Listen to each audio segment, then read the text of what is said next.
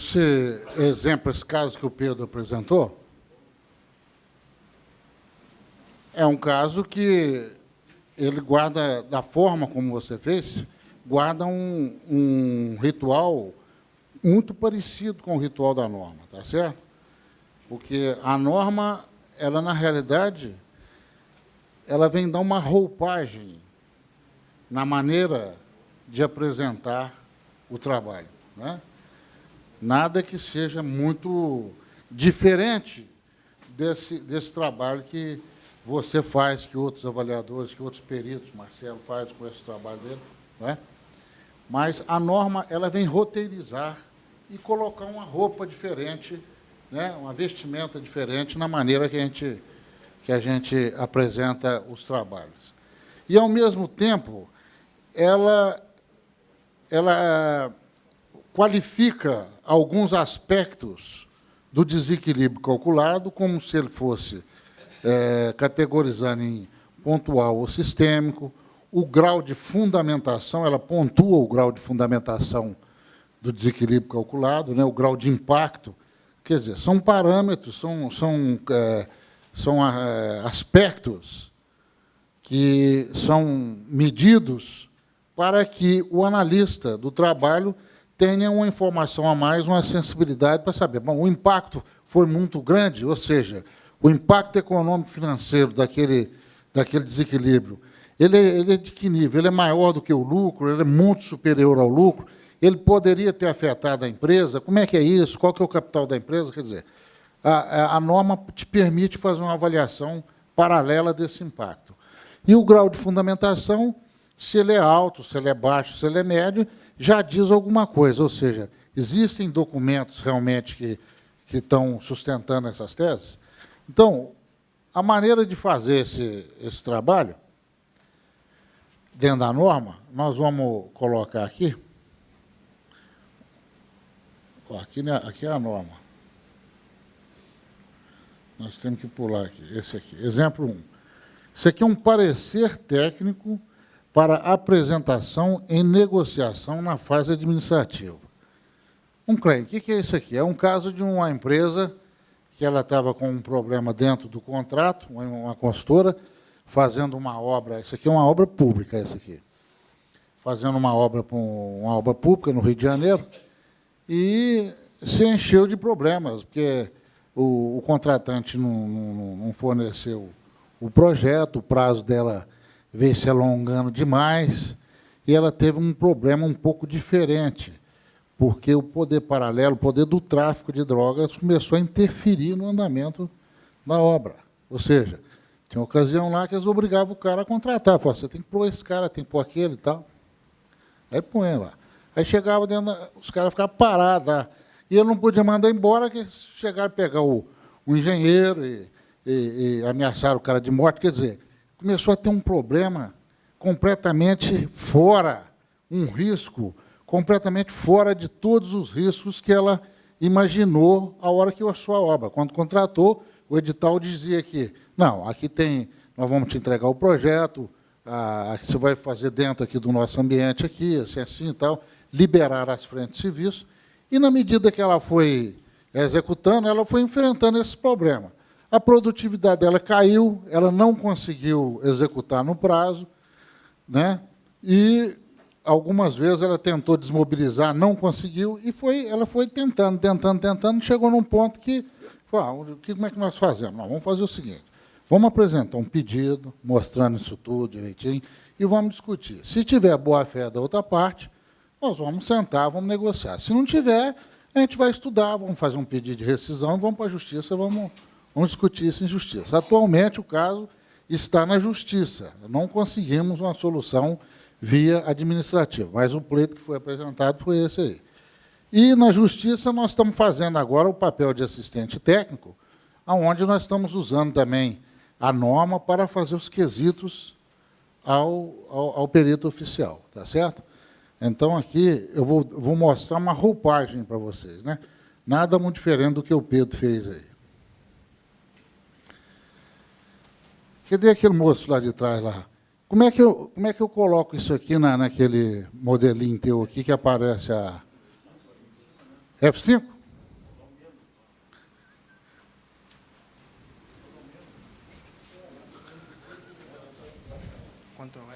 Ctrl L? Ah, obrigado, viu? Bom, então aqui é o seguinte, é um parecer técnico para fundamentar e valorar o desequilíbrio econômico financeiro ocorrido em contrato de execução de obra de engenharia e condição de edifício.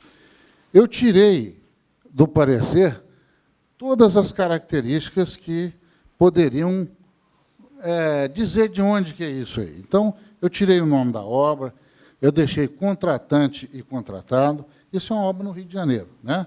Então, uma obra que eu não vou... Aqui eu não posso abrir o cliente, tudo, mas o caso é real. Então, foi feito, você viu agora. Outra coisa, quando o desequilíbrio, nós tivemos que dar uma data de corte nele, porque quando você está calculando esse desequilíbrio, a obra estava andando. Então, vamos fazer uma proposta para o pessoal, o seguinte, vamos reequilibrar a obra até uma determinada data e vamos propor continuar tocando a obra. Só que, para trocar a obra, nós temos que fazer uma repactuação desse saldo de obra. Então, quais as condições para repactuar o saldo de obra? Nós fizemos um pedido, ao final, nós fizemos um pedido de pagamento de um desequilíbrio econômico-financeiro que já existia e pedimos também que o saldo de obra fosse reprogramado e repactuado, que a administração local ela sofreu um aumento muito grande, porque a segurança do pessoal teve que aumentar demais, e mais engenheiro, um monte de coisa lá. Quer dizer, desequilibrou realmente a obra, né? Então, aqui, para vocês terem uma noção, a lógica do parecer, ele passa por uma introdução, os objetivos do parecer, e depois o histórico dos fatos e documentos comprovatórios da inadimplência da contratante e da imprevisibilidade relacionada à atuação do tráfico de drogas nas obras. Ou seja, o Pedro, eu me lembro que, no seu caso, você coloca o histórico, os fatos, depois a modelagem matemática, a fundamentação legal, tá certo? Então, a nossa aqui é a mesma coisa, aqui, ó. Introdução, objetivos, aqui o histórico dos fatos. Da inadimplência contratual cometida pela contratante.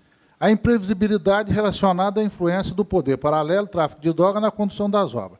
Um cronograma de ocorrências, que eu acho que é uma coisa muito importante se fazer, que é um cronograma onde a gente coloca a barra inicial, a barra modificada e um comentário ao final. Então, a pessoa lendo aquele cronograma de ocorrência, ela tem uma ideia geral de todos os fatos, uma vista geral da problemática, tá certo? E depois, nós temos aqui a fundamentação e valoração do desequilíbrio econômico-financeiro. Aqui, que realmente nós passamos a usar a norma. Nós tivemos que definir todos esses parâmetros de direto, indireto, bonificação, BDI, impostos. Depois nós fomos para o cálculo do valor do desequilíbrio recorrido até 31/5. Aí nós entramos nos parâmetros da norma aqui, ó. 421, grau de fundamentação, nós explicamos a tipologia do desequilíbrio, o valor do desequilíbrio, o grau de impacto do desequilíbrio e o reequilíbrio da parcela do contrato a ser executada, que são despesas com a administração local, que nós pedimos que elas fossem pagas de forma diferenciada, porque realmente a administração local ela estava muito diferente da administração inicial. Depois, nós, para agravar o problema, porque isso aqui era um claim na esfera administrativa, então nós desenvolvemos uma tese aqui sobre um custo de oportunidade, mas não apresentamos cálculo nenhum. Dissemos que aquela situação estava ferindo a oportunidade empresarial da nossa contratada, da nossa contratante, e que aquilo causava problemas além do próprio desequilíbrio, porque fazia já a obra de 20 meses, eles estavam com 37 meses no lugar. Mas deixamos para colocar isso na justiça, porque aqui não deu nada, nós colocamos para aumentar a força do pleito, mas não gerou nenhuma negociação. E o cálculo do lucro cessante aqui também, que nós citamos, e colocamos esse lucro cessante aqui, e colocamos também na parte judicial. Aí depois tem a fundamentação jurídica, que a respeito do direito, e os pedidos que nós apresentamos. Então, a parte da norma, a roupagem da norma, ela está numa parte do pleito aqui, que é isso aqui. Então, o pleito ele tem uma introdução, né? Introdução que conta que que tipo de contratação foi. Essa contratação aqui é contratada, teve início com a concorrência instituída aqui, ó, pela comissão especial, papapá, menor preço, empreitada a preço global, isso aqui, tá vendo? Aqui, durante essa empreitada a preço global, nós tivemos também alguns momentos onde a contratante dava o tratamento nisso de preço unitário. Então, o desequilíbrio ele teve muitos fatores que trouxeram o desequilíbrio aqui nesse caso. Não é isso? Aí nós tem uma introdução, e depois, nessa introdução, então, a gente descreve sobre a contratação, sobre o contrato, já vai falando sobre o primeiro cenário aqui, como é que ele se deu aqui, né? Sobre o primeiro cenário. Depois, nós apresentamos o cronograma de ocorrência, que é justamente isso, que é para possibilitar a ilustração gráfica do mérito comprovatório dos registros produzidos durante o desenvolvimento das obras, permitindo, por sua vez, a visualização dos impactos pelos eventos da área extraordinária no planejamento original previsto. Apresenta-se uma peça gráfica intitulada Cronograma de Ocorrência, que é isso aqui. Ó. Aqui também bem pequenininho, mas aqui são as etapas da obra. Ó. Então, aqui tem as etapas da obra. A barra inicial, e aqui você tem um comentário sobre o que aconteceu com cada barra dessa, por quê, quando que o tráfego chegou na obra, o que aconteceu com isso aqui, o que aconteceu com o caminho crítico dessa obra. O caminho crítico dela foi todo modificado. Né? E aqui a gente tem aqui uma legenda explicando o que significa cada barra dessa. Aqui a barra original, aqui o prolongamento, ou uma paralisação, e aqui os comentários sobre cada uma barra dessa. Então, se a pessoa lê esse cronograma, ela tem uma visão geral do que aconteceu com cada etapa da obra em relação aos fatos que foram descritos aqui. Né? Aí tem a fundamentação, é aqui que entra, fundamentação e valoração do desequilíbrio. Aqui nós vamos, conforme detalhadamente explicado e comprovado documentalmente nos itens anteriores, ocorreram diversos fatos alheios à responsabilidade da contratada, os quais causaram desequilíbrio ao contrato. Esse item do parecer está em estreita sintonia com as preconizações e regulamentações contidas nos diplomas listados a seguir, e, ao final desse parecer, estão as credenciais acadêmicas do profissional responsável por sua elaboração em Geruetes. Aí vem, norma brasileira 13.752, que é a nossa norma de perícias de engenharia na construção civil. E a nossa norma técnica para avaliação do desequilíbrio econômico-financeiro do IBAP nacional. E a Lei 866, nos artigos 57, 58 e 65. A Constituição Brasileira, e os acórdãos pertinentes do TCU aí. E a seguir, nós fomos entrando. Aí aqui a gente define, primeiramente, a gente define o que é o custo direto, e nesse caso a gente vai fazendo uma citação sobre os custos diretos daquele caso. Olha, aqui aconteceu isso, aconteceu aquilo. Quando chega na parte de custo indireto, a gente aprofunda na questão do alongamento do prazo e a incidência disso aqui sobre o preço de venda, né? E vamos definindo o lucro, o que aconteceu com o lucro nisso aqui e tal, papapá, e vai falando. Abordamos a partir do BDI aqui, o BDI, né, depende diretamente do prazo, portanto, é feito para cada obra em particular, e depende do prazo, duração, do grau de complexidade administrativa, da logística, do know-how necessário exigido para cada empresa, etc. Tal. Quer dizer, nós vamos fazendo isso porque a gente imaginava que isso aí pudesse cair numa fase judicial. Então, nós temos questão de detalhar direitinho como é que isso, porque a hora que caísse na mão de um perito, o perito ia ver que o trabalho foi feito com cuidado. Né? E assim a gente vai. Aqui conceitua o custo direto, o custo indireto, BDI, LDI. No caso lá, nós tínhamos aqui um LDI, porque eles pagavam a parte à administração local.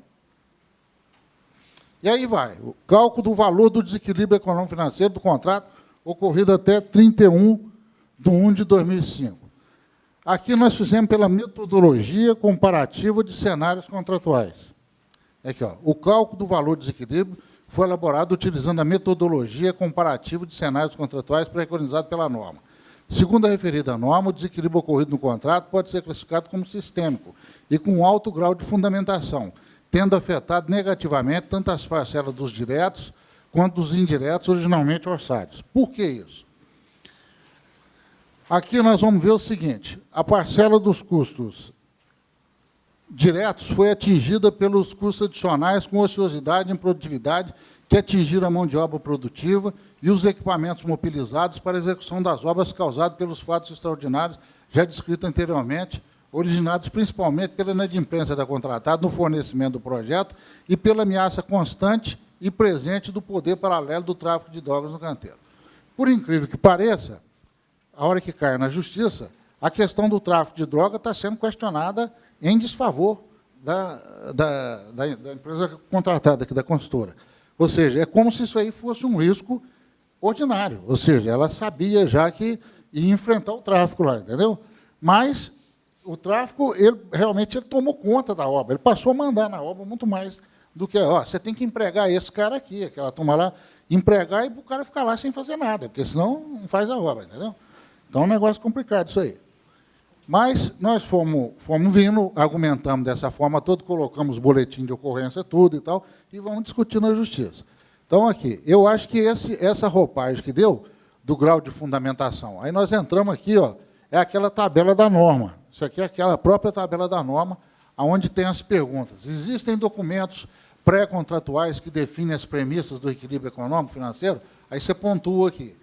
Aqui o edital de licitação e a Lei 866 de junho e a planilha que acompanhou o edital. Quer dizer, existem documentos. Existem documentos que fundamentam o preço de venda original. O preço de venda ofertado foi fundamentado nas premissas constantes do edital, que previa o fornecimento do projeto executivo em tempo hábil pela licitante. Existem registros comprovatórios das imprevisibilidades ocorridas, ou inadimplências contratuais incorridas pelas partes que fundamentam, conversamos na parte da manhã, e a gente apresenta aqui uma tabela, que é aquela tabela de cenários. Então, aqui, cada item desse aqui tem uma memória de cálculo anexo.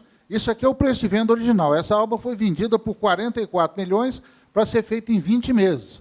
A administração local dela era 2,27, a central era 6,37, despesas aqui de 3, o lucro dela era 4, poucos aqui, e os impostos aqui estão detalhados. Agora, isso aqui, tu tem um detalhamento disso aqui à parte, numa memória de cálculo. Quando ela foi fornecer, ela, em 37 meses, ela tinha fornecido somente 35 milhões de reais, ou seja, ela contratou 44 para fazer em 20 e tinha fornecido 35 em 37 meses. Nós poderíamos ter feito uma regra de 3 aqui e calculado aqui a administração local, ou tentado, mas nós preferimos o seguinte, nós fomos dentro da consultora, pegamos a contabilidade da consultora, realmente, e pegamos toda a documentação que comprovava os indiretos, os diretos, e colocamos aqui. Está sendo discutido isso lá, é uma maneira. Oh, mas aí, como é que você vai fazer isso? Você pega custo de outra obra, põe na contabilidade aqui, vai ter que ser conferido isso aí. Né? Já está tendo uma perícia oficial que nós vamos conferir. Quer dizer, existem muitas metodologias para a gente fazer isso. Podemos fazer por um histograma de mão de obra, comparar o histograma final com o histograma original. Mas, enfim, aqui nós partimos para a documentação para poder discutir na justiça isso aí. Então, aqui nós construímos esse terceiro cenário, onde esses 35 mil aqui, nós devíamos ter vendido eles por 49 milhões, tá certo? 49 milhões.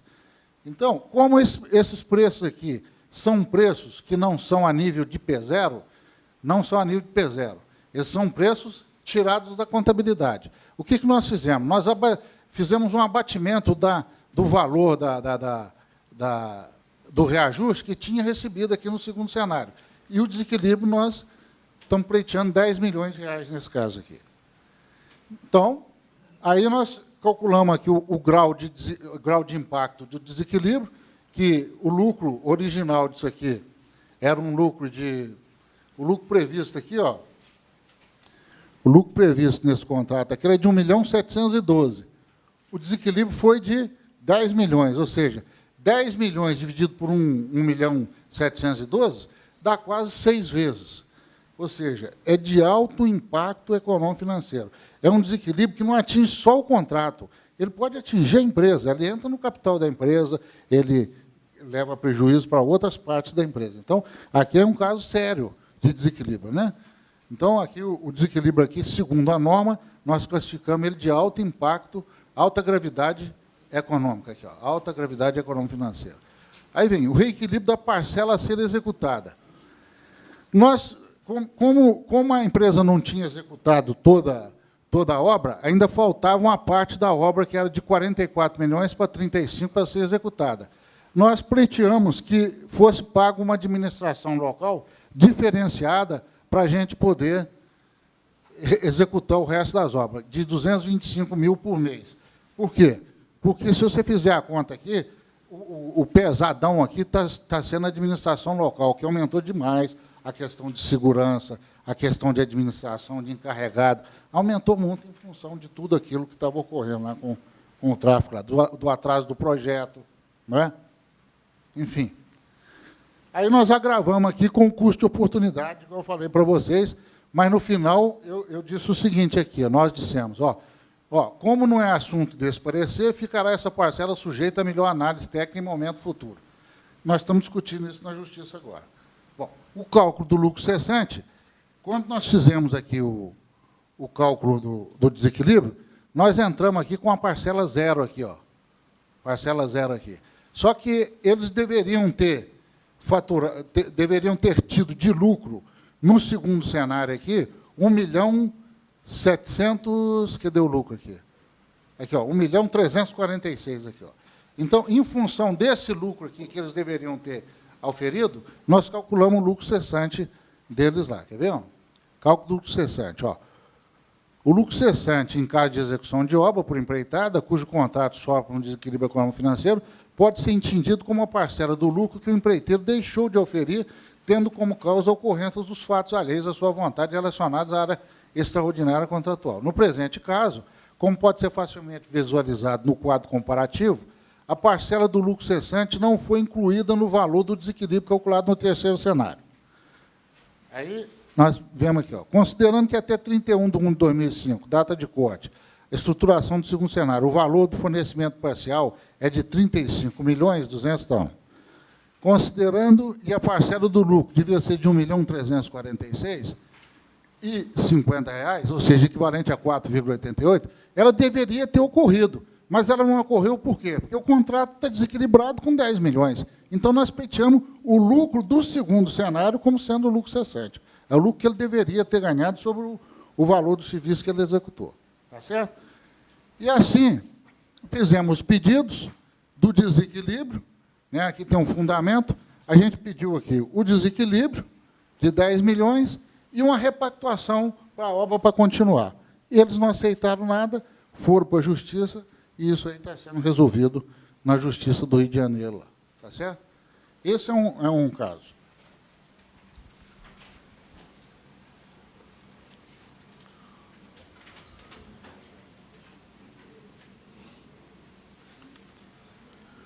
O outro caso é o seguinte, são quesitos técnicos de engenharia que a gente preparou utilizando a norma. O que é esse caso aqui? Esse caso aqui é o seguinte, é um desequilíbrio econômico-financeiro que foi pago por uma prefeitura do interior. Ele foi pago e o Ministério Público questionou o pagamento dessa parcela de desequilíbrio aqui. Questionou e o responsável foi levado a juízo, né? O prefeito foi levado a juízo, o prefeito é uma pessoa politicamente muito atuante, e, inclusive, um cara que foi deputado várias vezes aí e tal, e ele, nas últimas eleições, ele ficou impedido de concorrer em função, inclusive, desse caso aqui, que tinha outras coisas, mas ele estava impedido. Aí nós fomos assistente técnico dele e fomos lá ajudar a defender. No dia que nós fizemos esse parecer, eles pediram que eu fosse na prefeitura do interior para ajudar a explicar isso aí. Aí eu fui, peguei um avião aqui, fui no interior, cheguei lá, estou sentado lá no no fórum lá, aquele monte de gente da prefeitura esperando para dar depoimento, o juiz lá dentro. Aí o advogado que tinha me pedido para ir lá, saiu de lá e falou, ó, Edson, o juiz mandou falar para você que se você veio aqui para dar aula para ele, você pode voltar para Belo Horizonte, ele não precisa de professor, não. Me mandou o recado. Eu peguei e falei, olha, eu estou à disposição, se vocês acharem que eu devo entrar, eu vou entrar. Se eu não achar, se achar, eu fico quieto aqui e vamos embora. Aí foi entrando um, entrar outro, entrar um. Eu entrei, sentei na frente do juiz, o juiz virou para mim, e cheio de gente lá na sala de audiência. O que o senhor veio fazer aqui?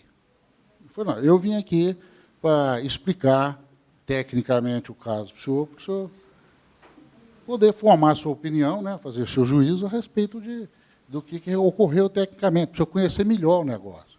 Que ele veio aqui para fazer isso, tá. Aí ele pegou e me deu mais uma. Pá! Aí o advogado levantou e falou para ele, mas o senhor está sendo muito grosso com a pessoa, o cara veio lá de Belo Horizonte aqui para falar. Aí eles viraram aquele bate-boca, rapaz, juiz com advogado, aquela coisa toda. Aí eu peguei e falei assim, Excelência, por favor, o senhor me dá 1 minuto para eu falar? Ao final de 1 minuto, o senhor não conseguia explicar para o senhor, que eu tinha estudado muito o caso, aí o senhor manda eu ficar. Aí falou assim, não vou te dar 1 minuto, não, eu vou te dar 5 minutos. Aí eu peguei e expliquei para ele, falei, olha, isso aqui foi uma obra que foi contratada para fazer num prazo X, né? E a obra sofreu várias paralisações necessárias, paralisações pela própria prefeitura, porque tinha uma outra empresa contratada para fazer uma piscina num ginásio lá, e eles não conseguiram fazer a tempo, estava no caminho crítico da outra obra, que era um centro lá, e atrapalhou e tal, tinha um telhado assim, eu fui explicando para ele. O preço de uma obra é feito pelo custo lá do cimento, do tijolo, papai da mão de obra. E tem a turma conta. Aí isso aí tudo é dimensionado em função do tempo, assim.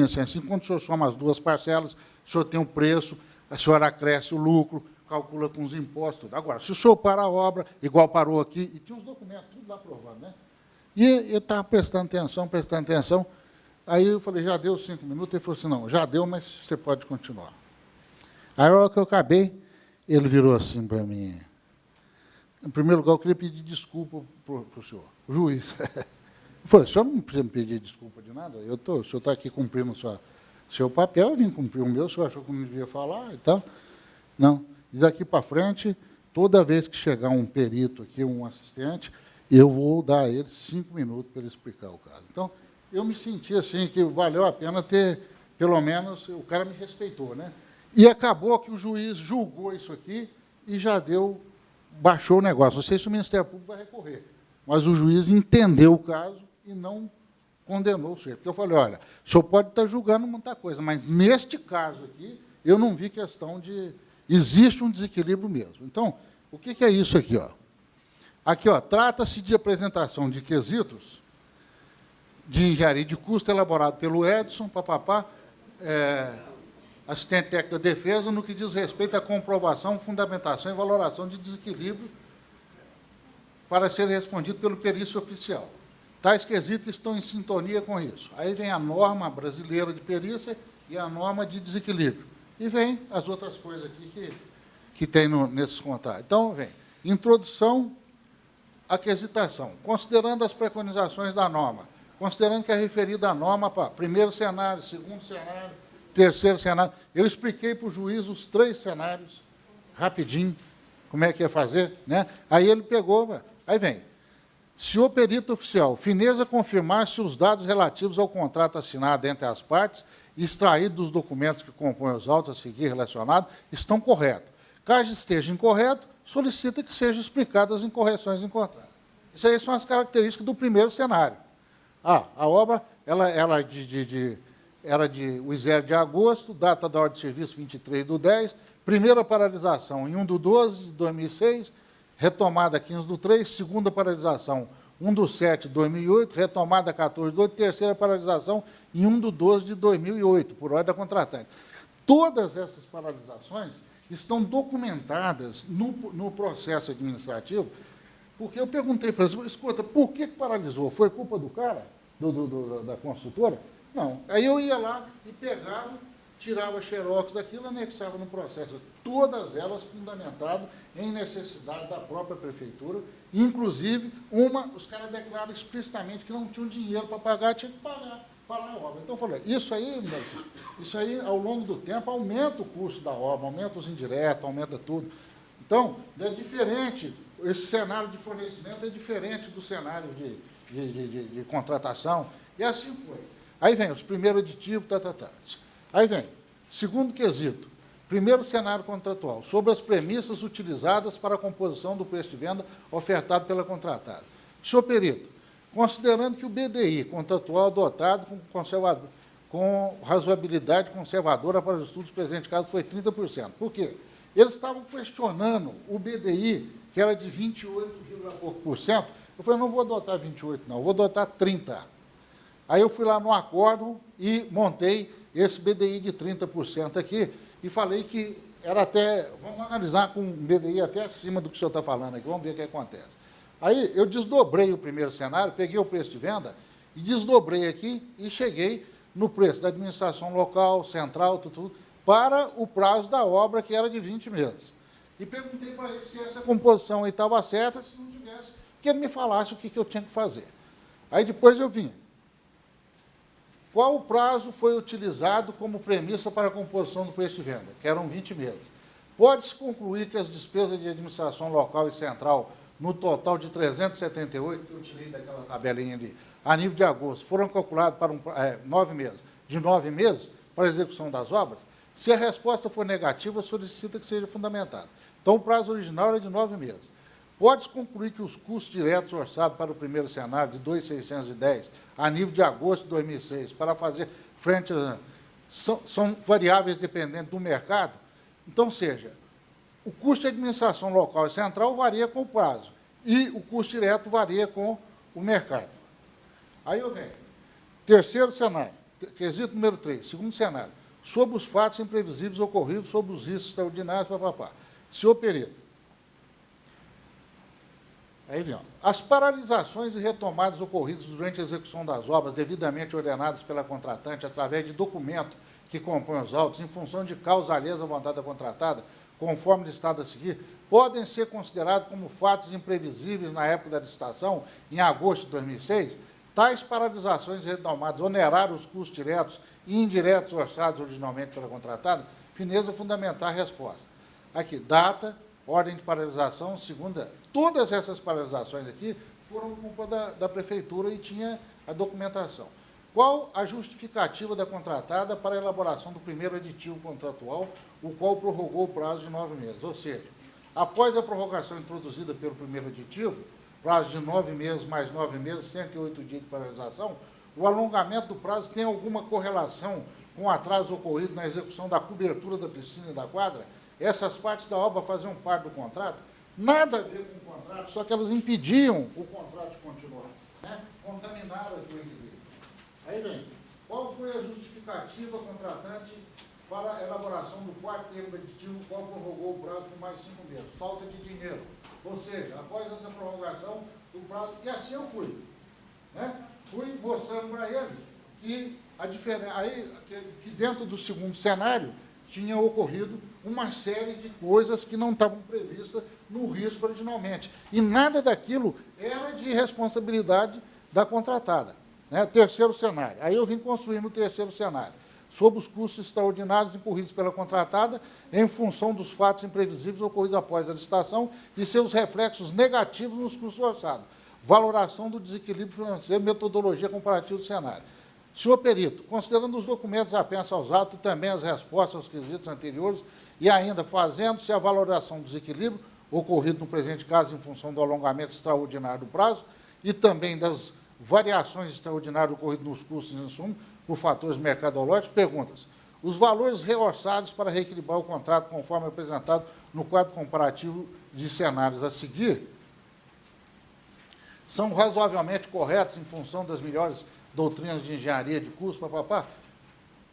Fineza fundamentar a resposta. Considerando que tais valores foram calculados a P0, aqui tinha sido calculado a P0, agosto de 2006.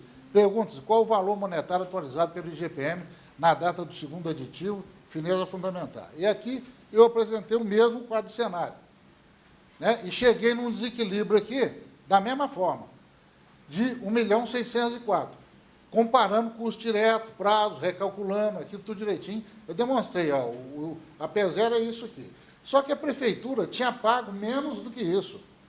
Aí eu falei, olha, se a prefeitura pagou menos do que isso, mas pagou de outra forma, porque ele pagou a título de outra rubrica lá, que era a questão de lucro cessante, não sei o que mais. Eu falei, o que importa, segundo os doutrinadores, é que o desequilíbrio econômico-financeiro ocorreu.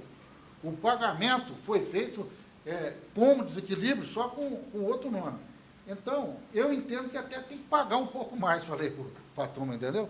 E acabou que ficou provado, e aqui esses quesitos nos ajudaram demais da conta, e eles ficaram formatados na roupagem da norma, ou seja, sempre comparando o primeiro cenário com o segundo cenário, com o terceiro cenário, custo direto com custo indireto, e depois fazendo o quadro comparativo dos cenários contratuais para resumir aquele valor, ou seja, é uma forma didática, é uma roupa nova na maneira de explicar.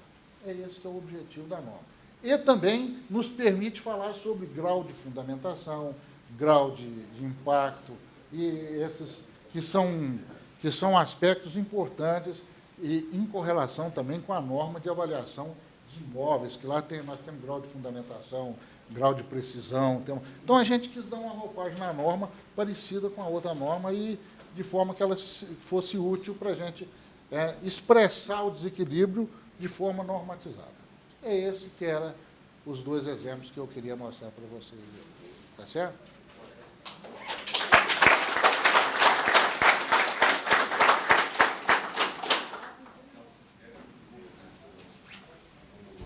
Agora não tem coffee break mais não, a turma tem que almoçar agora. Agora não tem saída. Não. Uma pergunta? Uma pergunta?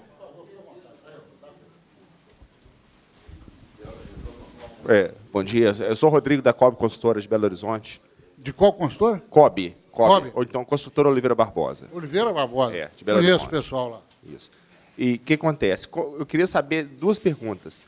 Isso é talvez a pergunta para o advogado, qual que é o prazo para você entrar com claim? É o prazo máximo, porque tem gente, final da obra, é final do último pagamento. Se tem prazo ou se não existe prazo para você entrar com esse claim? E a segunda pergunta é como é que você chegou no valor do lucro cessante? Naquele caso ali, o que eu fiz? O seguinte. Não, veja bem. O lucro cessante, a premissa, a ideia é o seguinte. O lucro cessante é o valor do lucro que o empreiteiro deixou de auferir em função daquele problema que aconteceu. Você explicou, foi no segundo cenário. Isso. O lucro que você gera esse vai ser no segundo cenário, considerando o lucro cessante. Isso. Então, como no segundo cenário tinha um lucro previsto de 1.346.000, mas, na realidade, o contrato estava desequilibrado, eu chamei aquele valor de lucro cessante. O prazo é o seguinte, prazo de prescrição disso aí, eu, sinceramente, eu gostaria de detalhar numa outra hora com você, que tem, tem mais de um entendimento. Agora, com segurança, a gente trabalha, depois do fato gerador, você entra com um pedido, no máximo, 12 meses, 12 meses no máximo para você entrar com um pedido. Tá certo? Se o órgão não pedir, de ano em ano, você tem que renovar, dar manutenção naquilo, entendeu? É o prazo que eu trabalho. 12 meses até o final da obra. Não, se você acontecer um desequilíbrio hoje, você tem 12 meses para pleitear, entendeu?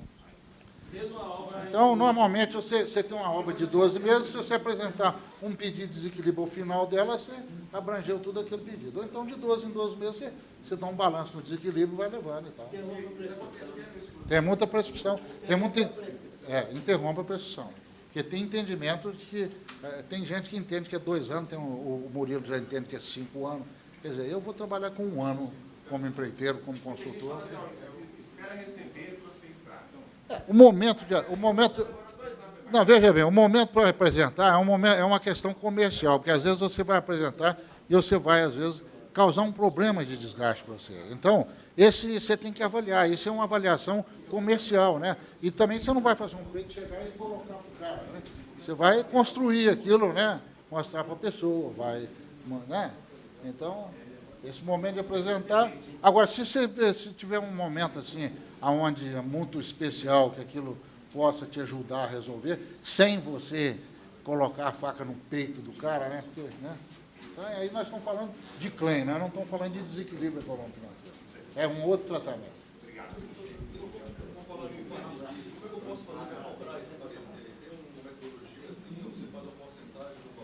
Eu cobro um valor de honorário para fazer, tá certo? Em alguns casos, a gente cobra algum percentual do sucesso, se vier a receber, em alguns casos, em outros casos não. Depende muito também da contratação, né? Da possibilidade ou não. Assim. A quantidade de horas que vai ter no negócio seria outra. Esse é o problema. É. Mas é difícil saber quantas horas vai gastar na hora de dar. É difícil igual todo trabalho mesmo, né? Mas aí com o tempo a gente vai pegando o jeito, né? Esse aqui a gente tem que cobrar tanto. Isso.